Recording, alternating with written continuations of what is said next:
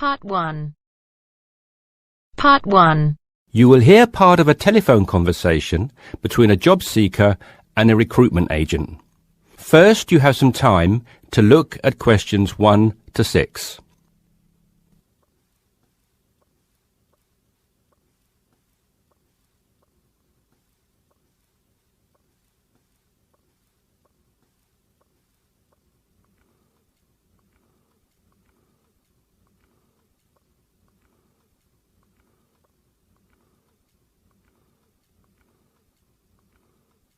You should answer the questions as you listen because you will not hear the recording a second time.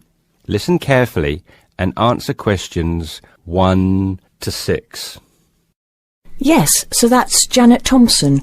Would you like me to spell it? If you wouldn't mind, thank you. Just the surname, please. No problem. It's Thompson. Great. Now, Janet, before we go through the openings I have here in front of me, might I just take a few more details to complete your profile on my system? Of course. What would you like to know? Well, let's start with your email address, please. OK, janthompson@hort.net. I see. Is that Jan as in Jan? No, that wasn't available. I had to make do with Jann. Here, let me spell it for you again, just to be sure. JANNTHOMPSON@hort.net. Much obliged. And could I ask, do you have your referee details to hand? Yes, what do you need? I need one work reference and one character reference from a friend or colleague. OK, for a work reference, there's Jane Foote. She's my former boss at Bermuda Girls' School, head of English. OK. My personal referee is Monica Carbody. Mon and I have been best friends since we met in Bermuda in 1991, when she was Deputy Head of English under Mrs. Foote. Perfect. And you mentioned, of course, that you're an English teacher, but are there any additional subjects you're qualified to teach? Yes, I have a diploma in special needs, and I can also do history to GCSE level. Very good. Before listening to the rest of the conversation, you have some time to look at questions 7 to 10.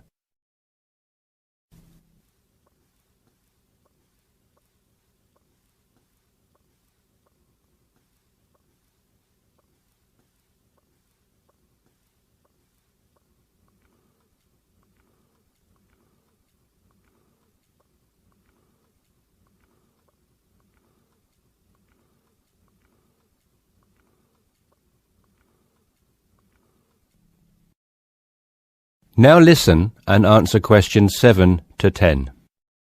Do you think I stand a good chance of finding something? Oh, better than good. In fact, we have some positions we can offer you today. You see, it's not so difficult to find a temporary role. Tell you the truth, there are plenty of them around, but getting a permanent position will prove a little more trying, though. Would you be prepared to take up a position short-term? Of course, anything that pays. Excellent. Well, there are 3 positions that I can offer you right now. The first is a teacher of English in LaSalle School. I'm sure you know it, right in the city centre. Yes, near where I live, actually. Even better. Well, it's a 6-month contract, and the very attractive thing about this role is that the head of English at LaSalle will, if she's satisfied with your performance after 6 months, offer to make you a permanent member of staff. Wow, that's food for thought. It certainly is, bearing in mind what I said before about how hard it is to find a permanent role. The second position I have to offer you is in a school near Chelsea. It's called the Chelsea Free School. Are you familiar? I can't say that I've heard of it. Well, this contract is for 1 year, which is a lot better, looking at it from a short-term job security perspective, than the first role I mentioned. But you also have to realise that you are a temporary replacement for a female teacher who has taken maternity leave. There is no prospect of the position being made permanent. I see. I have one other vacancy at the minute, though I doubt you'll find it quite so appealing. It's situated in rural Cambridgeshire. I'll spell that just in case you want to take it down. CAMBRIDGESHIRE. And the school simply goes by the name Cambridge, though it's not in any way related to the other more well-known establishment of the same name. I was just going to ask that. What a lovely location, though, eh? Yes, but there's a catch. It's only a 6-week contract to cover for someone on extended sick leave. I see. Well, I guess that's ruled out then. What sort of salary can I... That is the end of part 1. You now have half a minute to check your answers.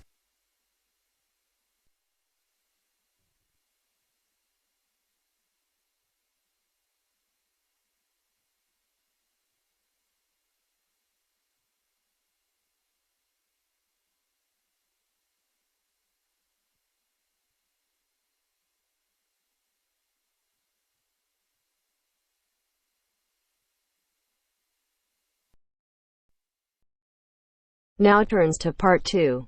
Part 2. You are going to hear Dr. Joanna Robinson, the course director of a language learning centre, answering questions from reporters from the student newspaper. First, you have some time to look at questions 11 to 16.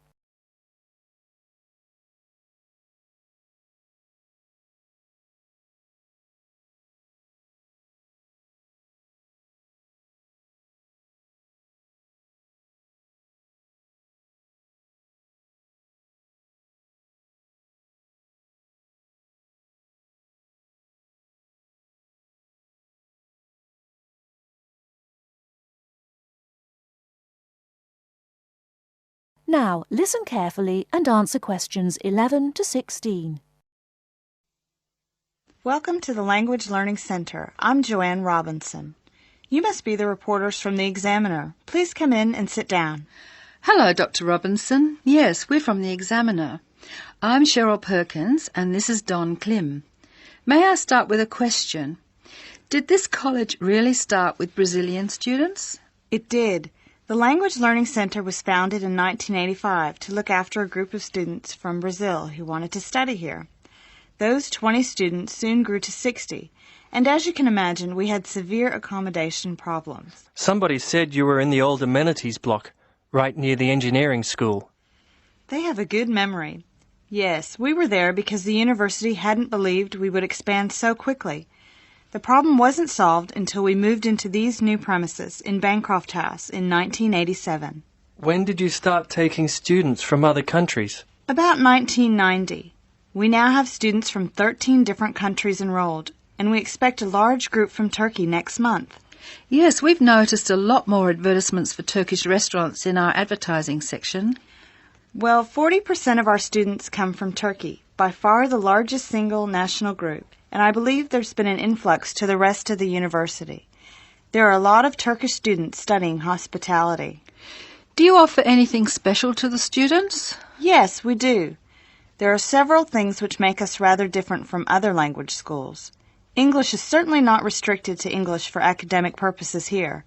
Sometimes we have extra classes for students who have particular courses in mind.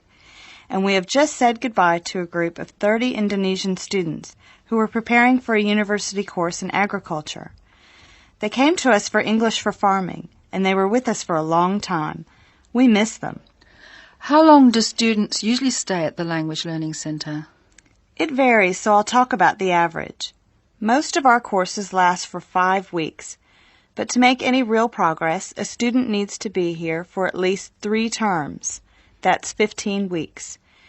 The students do better if they have a little time to settle in at the beginning of the course, and we offer an orientation course that lasts a week. Most students take it.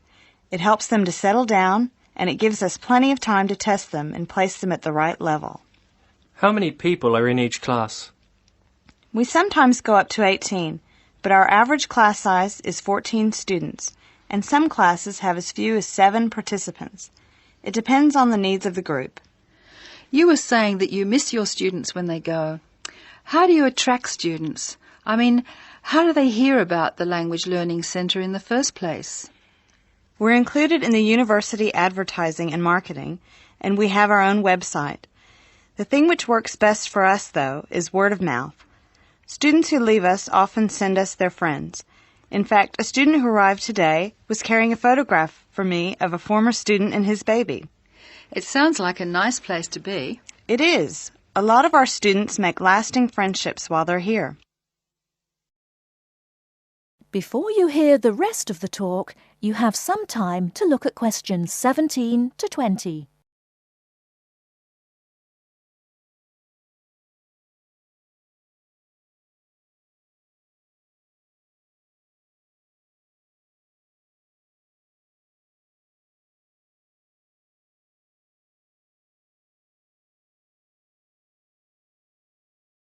Now listen and answer questions 17 to 20.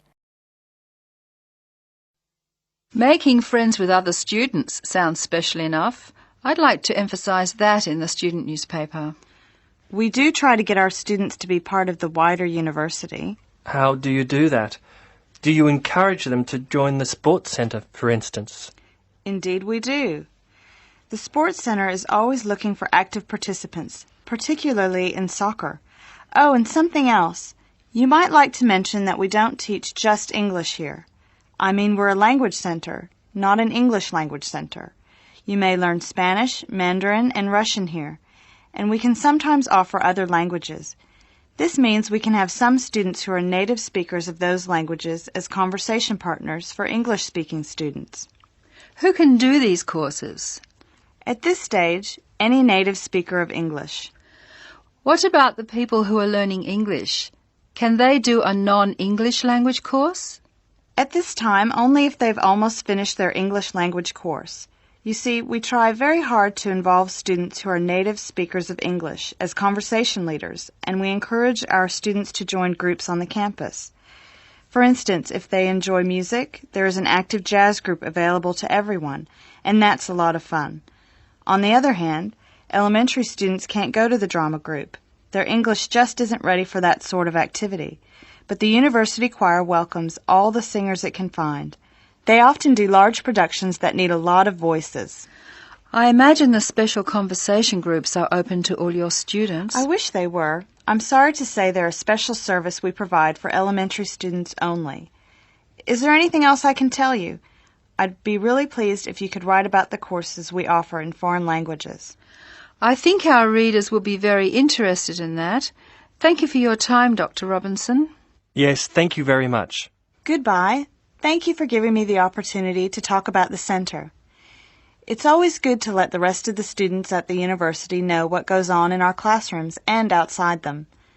After all, many of our students leave us and then study for degrees in various disciplines on this campus. That is the end of part 2. You now have half a minute to check your answers.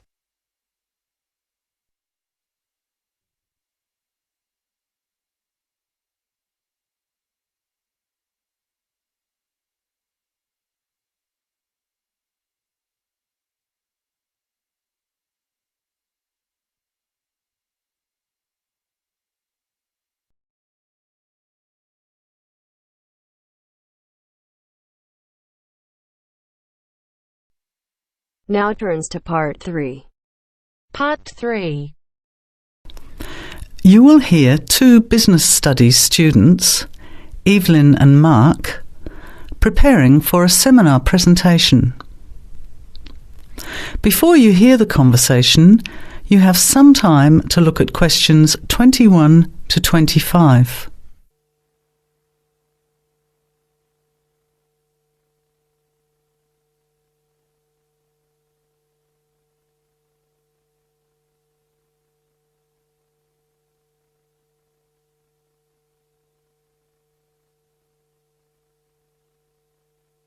Well, I think the marketing of food would be a good topic. I read a very interesting article the other day about the Canadian food market. I suppose everybody's interested in food, even if it's trying not to eat. Why Canada? I know that's where you come from, but isn't it just all North America, really? No, that's why I thought this article was interesting. Although lots of U.S. companies are well established in Canada, and vice versa, there are still subtle differences between the two markets. It says here, the Canadian market is definitely not a northern clone of the U.S. I like that. And it says that if you understand these differences, it can have a big impact on successful food marketing. So I know that Canada has a big French-speaking population in Quebec. Is this what they're referring to? Not only French and English speakers, there are many different ethnic groups in Canada. It's really quite multicultural. For example, Toronto has large Asian and Italian populations, and Vancouver's got a large Asian population too. And Because Canada's population is small, these groups make quite an impact, introducing new styles of cooking. So you can see lots of unfamiliar vegetables and things in the markets, and new restaurants are opening every day. It's great if you love trying out new foods, as many people do. Which kinds of food are becoming popular? Well, some Asian food, I'd say, has been popular for quite a while, like Chinese. But now, Southeast Asian restaurants are becoming very fashionable. Then there's Mediterranean, of course, such as Greek, Italian, and so on. But Caribbean and Mexican food is really taking off among young people these days. So are the supermarkets starting to stock the ingredients that are needed to prepare these foods at home? You know, all those unusual condiments and sauces. Yes, that's right. It's quite interesting going to the supermarket, isn't it? And noticing how they're introducing sections for foods of different nationalities. You can buy quite exotic products locally these days. The article mentioned that 80% of the Canadian retail market is controlled by 8 major national supermarket chains, so that when they introduce changes, they can happen quite rapidly. OK. Well, how are we going to organise this seminar then? I made some notes on the trends in the Canadian market, about changing tastes, and also patterns for where food is consumed. I thought maybe we could summarize it into a chart or table, and maybe use the overhead projector to present it. Good idea. Maybe I could have a look for similar trends and tastes in Australia and the UK for comparison. Let's have a look at what you found. Before the conversation continues, you have some time to look at questions 26 to 30.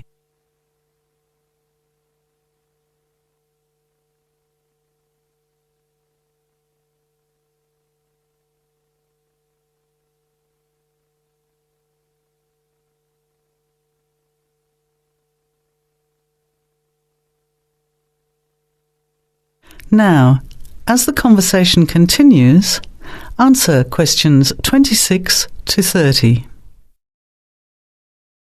The most significant trend, it seemed to me, was that Canadians are definitely interested in healthy food. For example, did you know that salads are the 3rd most commonly eaten food in Canadian restaurants? Really? What about organic food then? Is that becoming more popular? Yes, it's definitely moving into the mainstream compared to a few years ago. And a recent survey showed that 4 out of 5 shoppers said that they check the fat and nutritional information on the packet when they're deciding what to buy. What other trends did you find out? There's one change I noticed straight away when I was home last year in the meat department. You know, here the meat packaging says rump steak or 4-quarter chops and so on. Well, they discovered that most consumers these days didn't know what to do with these roasts and rounds and ribs. So the government approved a new naming system for cuts of meat, which is related to the required cooking technique. What a good idea. I've never really understood the difference between sirloin, rump, round and all those names. So how many new categories are there? 8. There are 3 kinds of steak, for grilling, for marinating and for simmering. And then there's what they call quick-serve beef, for stir-fries, I suppose. And premium oven roast, pot roast and stewing beef. It's a great idea, isn't it? I hope it catches on here. I agree. Any other trends that you thought were significant? Well, what's really interesting is what the article called mobile meals. In other words, more and more Canadians are eating meals away from home, but not just eating more junk food. They're projecting a 40% increase in snack food sales over the next 3 years, and the growth is coming from healthy snacks. You know, the ones that have less cholesterol and fat, such as muesli bars, health food bars, and those types of products. Apparently, in the food marketing jargon, they're called nutritious portable foods, which means healthy snacks. The other major trend is that young people are doing more of the food shopping these days, So marketing has to be aimed more at them, as well as more conventionally at the mother. Thanks, Evelyn. I think we'll have an interesting discussion about these trends and the comparisons with other English-speaking countries. I'll see if I can get some information about them to compare with yours, and meet you on Friday to put it together. See you then. Bye. That is the end of part 3. You now have half a minute to check your answers.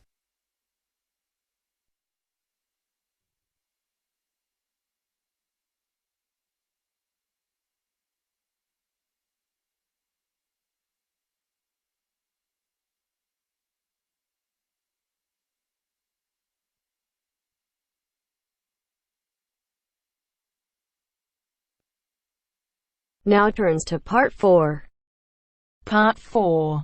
You will hear someone talking about art. Look at questions 31 to 35.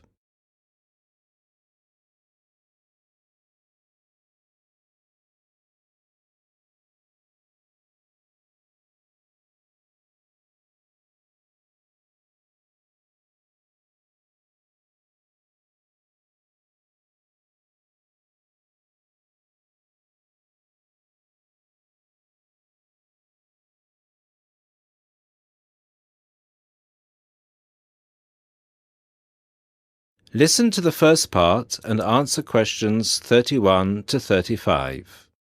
Good evening, everybody, and welcome to the first in this year's series of public lectures offered by the Art Gallery. As Chief Curator of the Gallery, I was given the honour of presenting the first lecture, and let me tell you, I had a difficult time deciding what to talk about tonight. Being the curator, I naturally know just about everything that's in this gallery, but I wanted to choose an artist who has a wide appeal. That seems only fair, yes? But I didn't want to talk about someone so well known that anything I said would be familiar. I wanted someone modern. My personal preference is for modern art.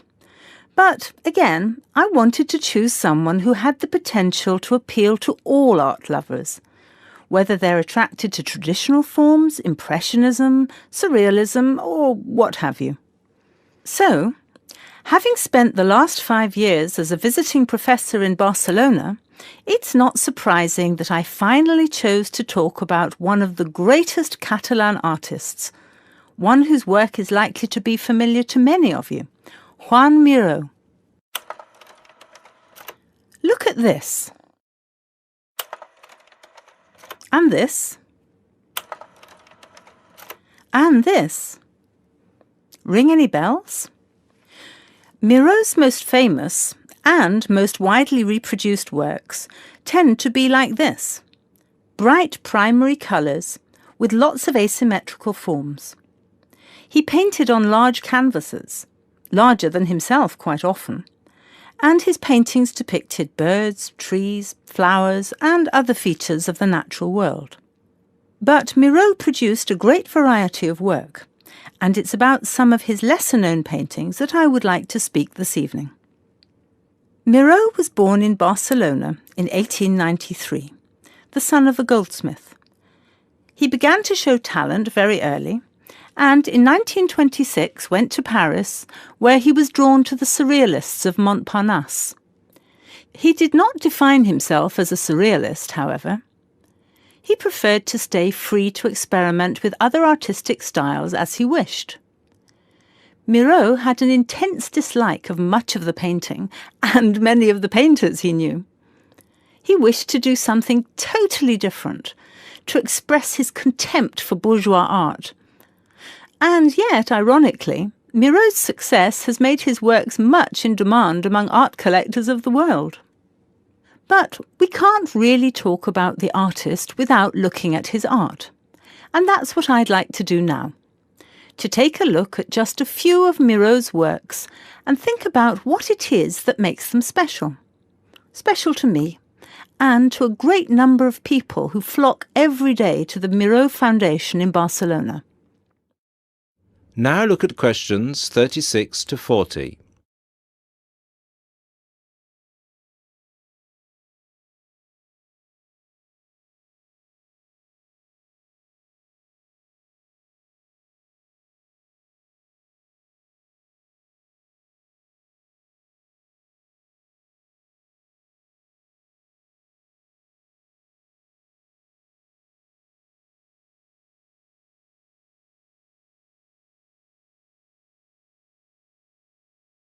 As the lecture continues, answer questions 36 to 40. Let's start with this. One of Miro's best-known and brightest works, Woman and Bird. A sculpture created in 1982. It is on display in a park in Barcelona, often known as the Juan Miró Park. A huge sculpture, towering up into the sky. It reflects Miro's eternal interest in these themes, as well as his more technical interest in materials. This sculpture is covered in mosaic, which gives it a naive and cheerful appearance. It is interesting that this sculpture was completed in 1982, just a year before Miro's death. I think it shows that, towards the end, he was feeling as playful as a young man, and I think he wanted to share this playfulness in a park on such a big, very public scale. And now, another representation of a woman, this time just called Woman. This was painted in 1976, a late work for Miro, and is a work we often see reproduced or on sale as postcards or posters in gallery shops around the world. So why is it so popular? I think the use of colour has something to do with it. People respond to these rounded shapes filled with primary colours, especially on a large canvas like this. Also, the fact that, while it is rather surreal, it is still possible to recognise the form of a woman and to see it as a sympathetic representation. It's a bold, bright painting, and I think that it awakens a reaction in many of us. And finally, something quite different, though still a woman. A harsh, even violent work that was completed in 1939, at a time when Miró was greatly influenced by events of the Civil War in Spain. It's titled Seated Woman 2, but it can be hard to find the woman here, as she's been transformed into a rather horrendous creature. So is that how Miró viewed women? As grotesque? Not at all. This picture can also be seen as strong, with a huge base and solid shoulders to support those who depend on her. In this painting, her arms and neck seem to grow as vegetation out of her shoulders, representing woman as a fertile ground, perhaps. We also see here the fish and birds, the moon and stars, so typical of Miro's work, making her a creature of nature and of the heavens as well. And that's all we have time for this evening, I'm afraid. I hope that you've enjoyed this brief look at Miro's work, and that you will enjoy the other lectures that follow this one. Thank you, and good night. That is the end of part 4. You now have half a minute to check your answers.